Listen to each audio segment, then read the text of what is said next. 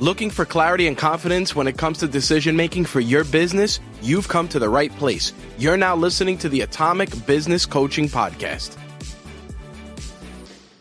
What up, brother? 2025. Do you know that? I can't believe it, man. You want to say here. it? Go ahead. You can say it if you want. Happy New Year! Oh my gosh. Every time Tom says that, I'm like, you got X amount of days left, X amount of days left. By the time this comes out, that phrase will be illegal, my friend. You know that, right? Yeah, well, this will come out the 17th. Yeah, so it might be illegal by then. I'm not a fan of when people tell me Happy New Year. I'm like, bro, it's the 10th. Like, I'm in it. Let's go. What have you been doing? Let's go. All right, let's go then. Let's go. What have you been doing? Me? I took a much deserved and much needed break. I was in Miami. We do really, we spoil our freaking kids and ourselves, and we deserve it. But my daughter, I asked her, so how'd you like the trip? She's like, kind of boring. I'm like, perfect. That is what I was going for. I wanted boring because my wife and I do so much excitement for them, but mommy and daddy need boring once in a while. Yes, we do. And we had a freaking wonderful time. The amount of naps I took, I went to bed early. I woke up late. It was wonderful. That's awesome, man. How about you? Oh, I'm great, man. It was great. You were away, so I get a mental vacation. I get some rest in the brain and, cause, and I mean that with all love and affection, because you and I are very different people. Adam is a boom, boom, boom, boom, boom, let's go. And I'm a processor. I need to figure things out. I need to think things through. So for me, it was a great mental vacation for a couple of days that you were away. So, but I missed you, man. It was quiet. My brain was quiet for a few days. So it was nice. There you go. Well, time to get noisy again. Here we go. All right. So our Q&A sessions, we have two of our members here, Adele and Brad. So we're going to have you introduce yourselves. Then we're going to have you ask any questions that you want of us. So when you introduce yourself, tell people who you are, what you do, and the best place to find you. So Adele, why don't you go first? Sure. Adele Viola. Gift by Adele. I am a professional gifting company that can help you out with all of your gifting needs for clients. I am on Instagram under gifts.by.adele and more to come. Love it. And Brad. Yep. Thanks, guys. My name is Brad Voorhees. I live in Metro Detroit. So everybody's going to say, go Lions and all this type of stuff, right? Yep. We're looking really good. Let's go Mets. Yeah. As you can see, I got the Braves here. I'm more of a baseball person, but very happy that the Lions are doing well. I am an HR advisor for small businesses, typically 30 to 300 employees that either don't have any HR support at all, or they lack strategic and experienced HR person. So if you don't live here in Metro Detroit, because I'm very active in the community here, I'm also very active on LinkedIn. So I post daily. So anybody that, doesn't live here in the area, you can always find me there. Cool.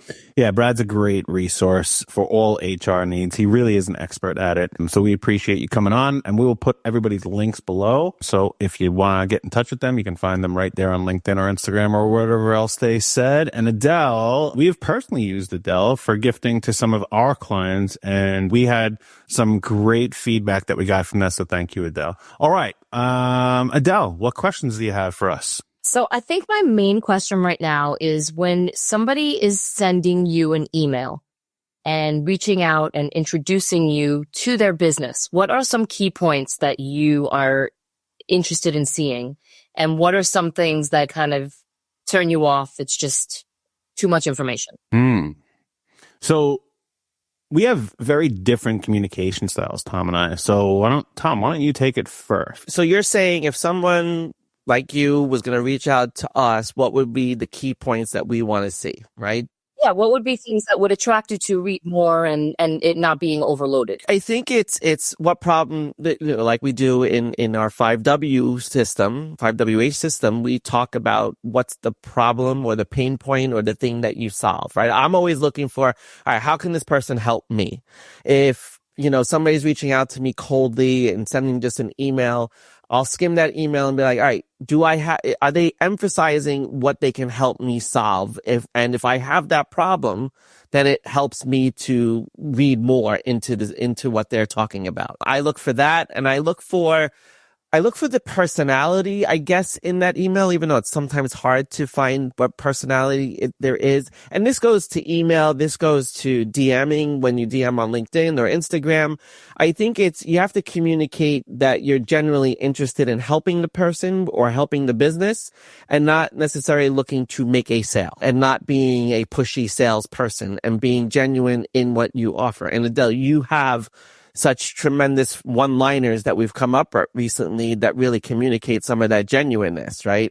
You know, what do you do with gifts? What is it with gift baskets that you do? We put the thought into your thoughtfulness. See, I love that. I love it. And what's the other one, Brad? Come on, Brad, you know it. Oh, you're putting me on the spot. I knew you were going to. I'm not the one who created it. I just fully supported it that session. So you gotta help me out here. About Skip was very HR the way he just handled that situation. Very good. That's right. Did all accountability on answers. Yeah. It was something along the lines of, we think outside the basket. That's exactly what it was. Oh, that's cool. I like that one. So those are the kinds of things, like the innovativeness that you're going to bring to gift giving. I mean, you specifically for gift giving, what's the innovative thing? Like, I just used you for one of my private clients who had a death in the family. We sent a comfort basket, and that was really cool. And so how can you help me with the things that I'm going to need? Yeah, see, we are very, very different. So I am inundated by emails, and I am not an inbox zero guy. So one of my other businesses, I'm not joking, over 7,000 unread emails in the last month. It's just the last month. It's literally crazy. Tom knows I don't answer our emails in our thing, but I do answer certain ones.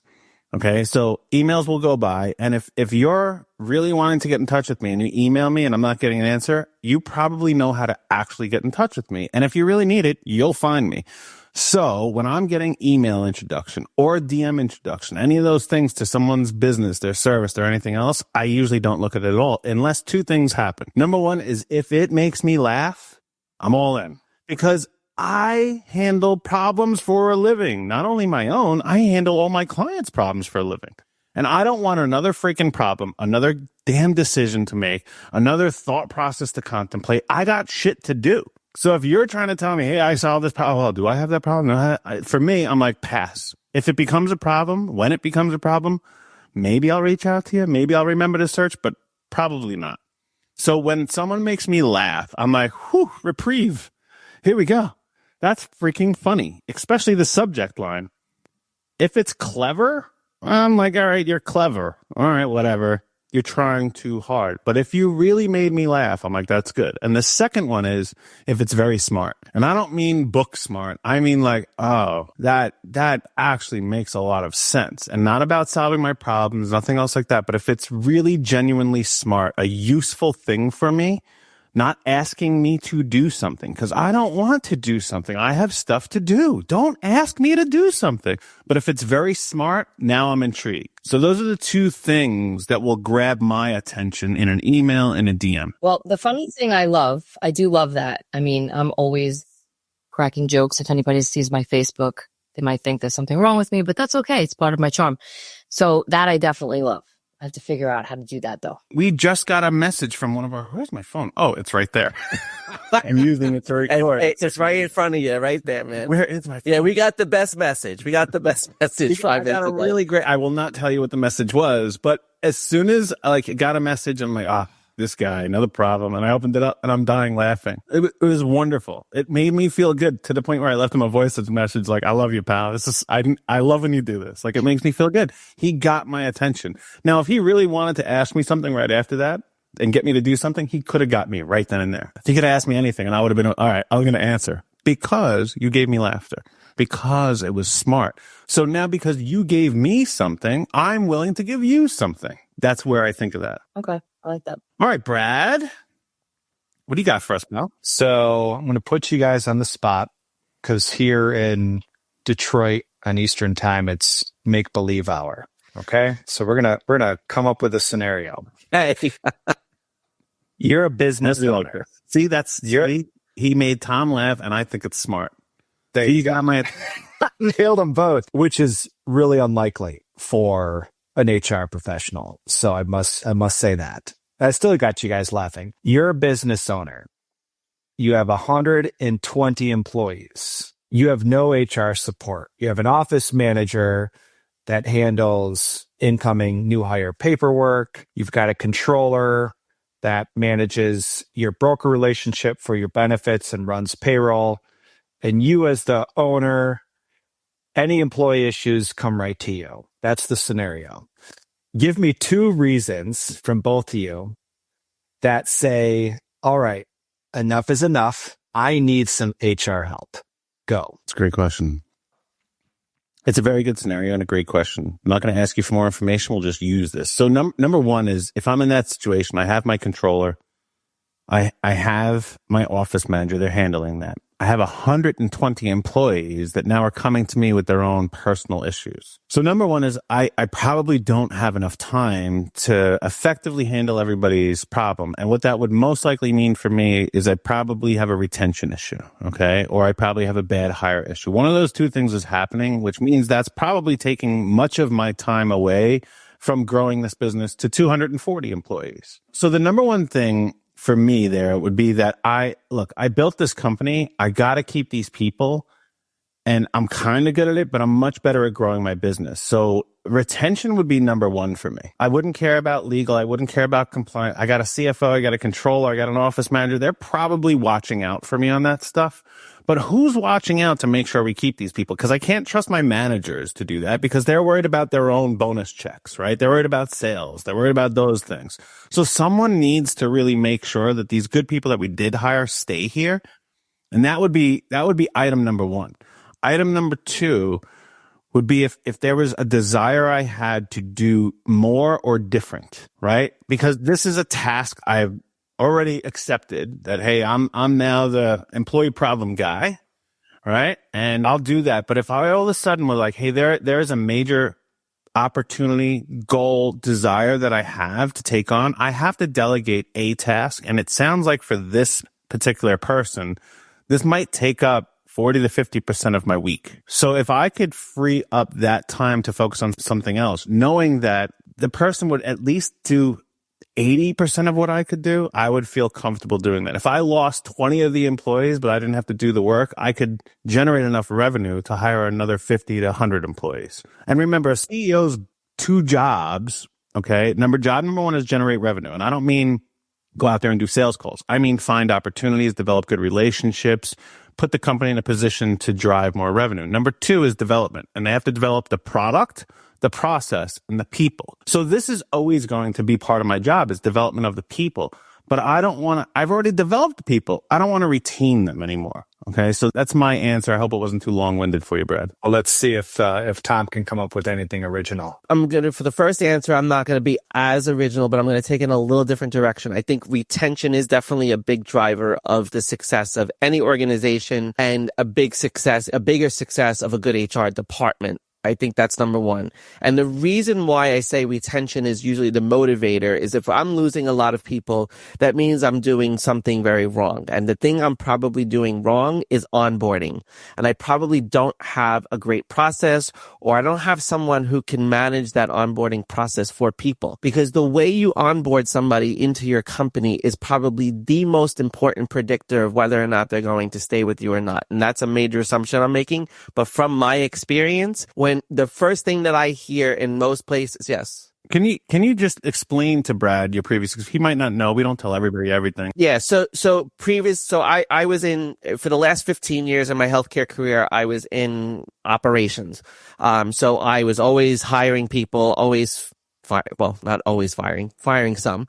But I saw a lot of the exit interview questionnaires when people would leave an organization. And the number one thing that I would see almost all the time was the onboarding. There was no training. I had to figure things out for myself. And tell them the scope of how many people you oversaw. I had at one point in my portfolio 700 people in my portfolio alone. I worked for a company that had 3,000 employees. I had 700 in my portfolio over 16 locations, 500 staff, 200 physicians, nurse practitioners, and PAs. So I've had a very large experience with this and worked very much side by side with HR. And the number one is how well you onboard somebody predicts whether or not they're going to make it and survive in your organization and churn relatively quickly. I mean, in my industry, in healthcare, that churn rate is between, I think it's 17 and 27%. And that's like every 1 to 2 years that's happening, because most people are not staying more than 2 years. But the better the onboarding, the better chances that person's going to stay beyond the 2-year period. The other thing that I would probably do is, because I'm a little bit more need to be slapped in the face sometimes, is when I get that first either complaint or lawsuit from an employee that I may have terminated, or from a current employee who's having an issue that now we don't know about because it's not being managed properly. And what I would be looking for at that point is someone in HR to train my managers on how to manage people. Because if I don't have the opportunity to teach all of my managers how to manage, and we don't have a process for progressive discipline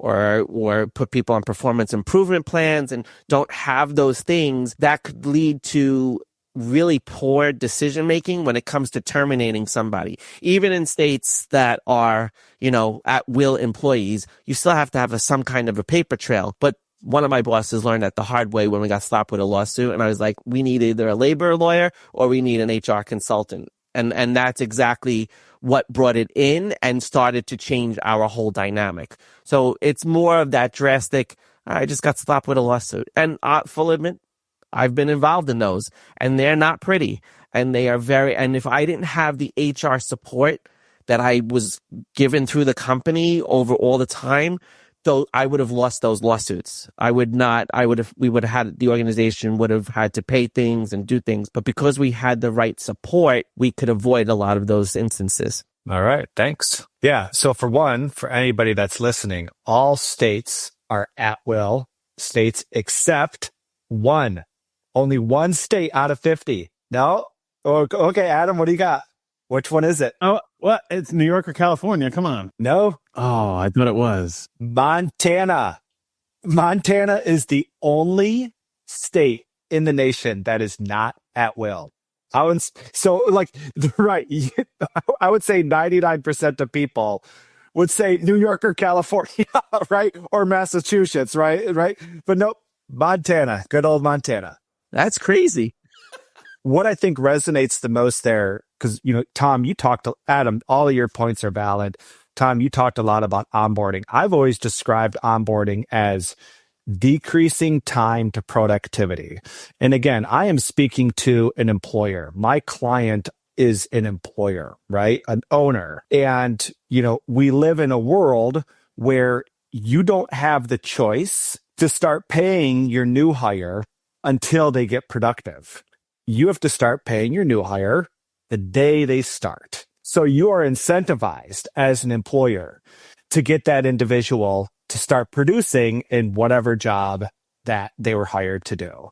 And that is what a great onboarding program does, is it decreases time to productivity. That's a great way to look at it. I never thought about that in that way. And yes, you're 100% right, because in my experience, we would give people 3 months to onboard.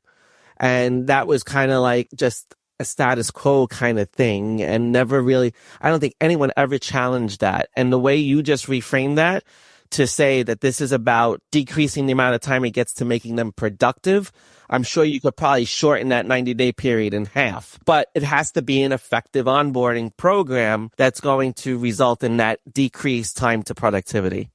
So it's the latency. Yeah. Just think about doing that for 1 employee, 10 employees, 50 employees. When you start saying, hey, this is how it's going to be across the organization, now we're actually talking about back to revenue generation or saved money, right? Now we're starting talking about some real dollars here. I never thought of it that way. That's a really great way to frame it for people. Well, I'm the HR guy. All right. What do we do? Does this answer your questions, or is it useful? I'm sorry. Yes. Yeah. Absolutely. Yeah. Thanks, guys. I appreciate it. All right, so we have 8 more minutes until we need to go. We have Shameen calling in. Let's see, with a question. Let's see if I can check that. How does this? Let's see. Here we go. Oh, here we are. Hey, Shameen. Hey guys, so that was me. I couldn't hear anything other than you guys. I don't know what would the question being asked. Well, you're here, pal. So you're in the live call-in show. So we do have 7 minutes left. So what question do you have for us, pal? So I have one of my employees. So I'm paying him really good salary, but now that I'm thinking the work that he does, I can hire 3 more people and be able to do the similar work. But the trust that I have on him, it's beyond unbelievable because when I'm not there, he's able to run the show. So I'm thinking, should I keep him around or should I hire 3 more people that can do more work than him and expand the business out? So what do you guys think on that? So let me ask you a question then in return is, if you lost him tomorrow, would you pay somebody else the same exact rate, more or less, to fill his role? Well, so if I fired him, if I let him... No, not fired him. If you lost him, if he went and decided to go work for me, then I would have to come in and do everything that he's doing. Yes, but if you then were going to hire a new person, would you pay the same amount of money, less money, or more money to replace him? I would pay less money because I can train somebody else to do the same work. But that what he does is really good, and I can rest in peace and leave things off to him because I know he knows his stuff. I know if I'm not here, he's able to handle it. That's your answer. It's not good or bad. It's your answer. So here's the thing that many new business owners don't consider when making financial decisions. They don't consider how much their time is worth. We just had a business owner that Tom and I have worked with for about a year now. He went from $0 to $500,000 this year. He runs a gutter cleaning business, and he didn't even work in that full time. And he was talking about he's going to go train this new salesperson. And this gentleman is an expert at sales. He was going to train this salesperson. When we calculated out what his time is worth, it was worth $611 per hour.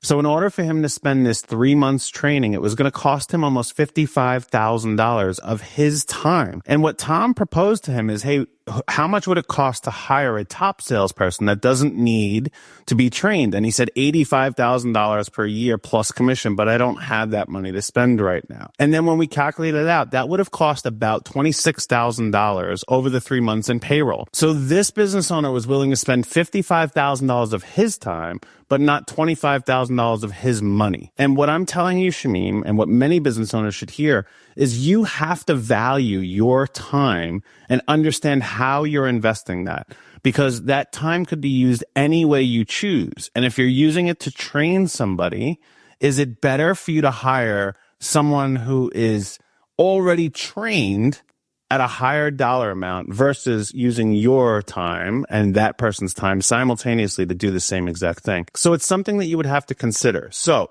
when you're looking at, should I hire 3 people for this one person? Well, can they do more work? Can they do more productivity? And how much of your time will that take? Because you may have to train 3 people and then you'll have 0 people working for the next X amount of time. So these are the considerations that you would have to take under advisement in order to make that decision. Does that make sense to you? Yeah, it does. So I did thought about it. I was like, you know what? If I let him go, I can have 3 more people that can do 3X amount of work. But again, I have to train them. The type of business that I'm in, it's really about employee trust because they can replicate this and do it themselves. So this individual that I have that works for me, he's really loyal, right? He has, access to all my informations that are required to run the business.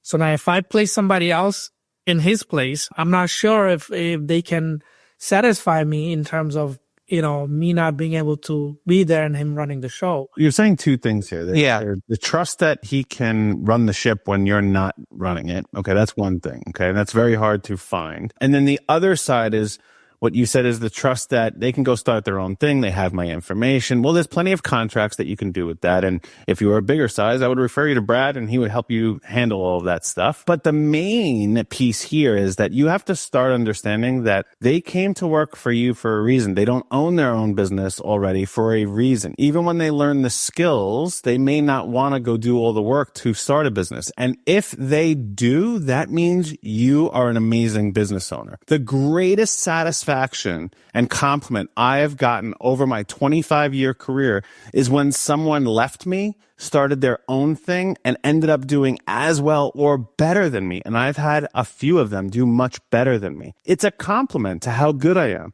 And there is more people to come. And I still talk to those people today, and I congratulate them on their massive success.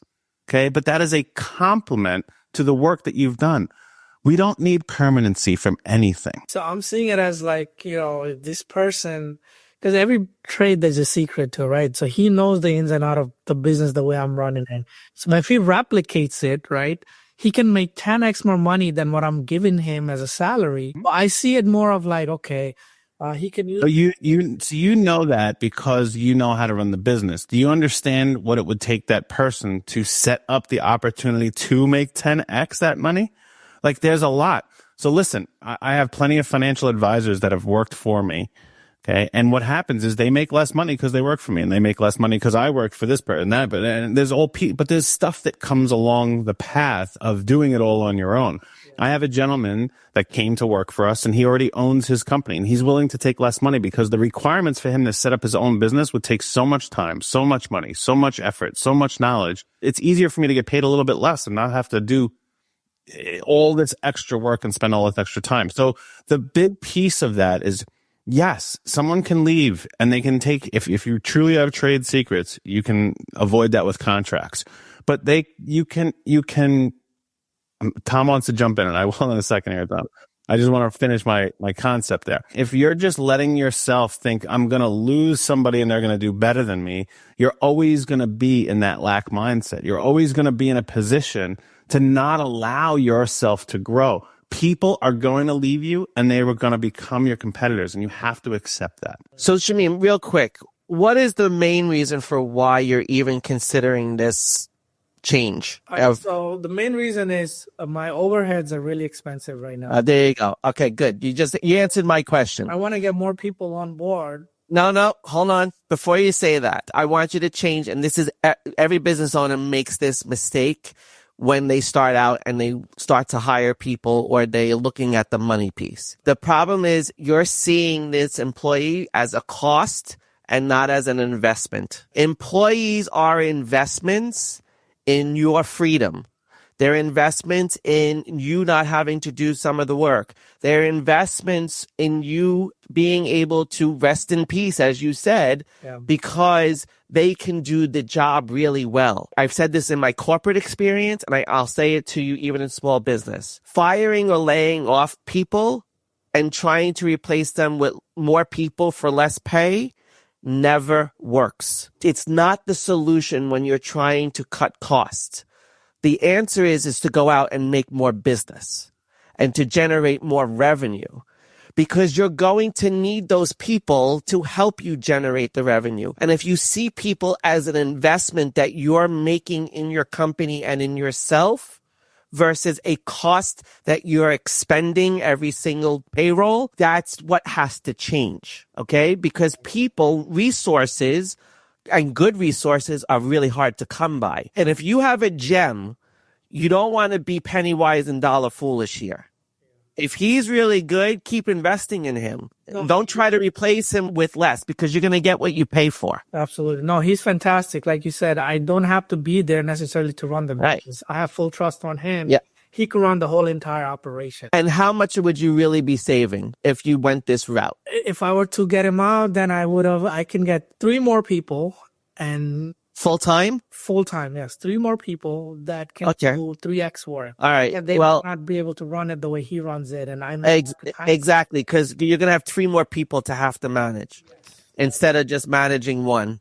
So I would manage just one and keep the resource that I have and figure out another cost-cutting measure that you can employ. Shamim, we have to wrap this up. But I'm going to leave you with one note. We have a T-shirt that and a saying. It's end, not or. Do both. Hire 3 more people and keep this guy. All right, everyone. Have a great night.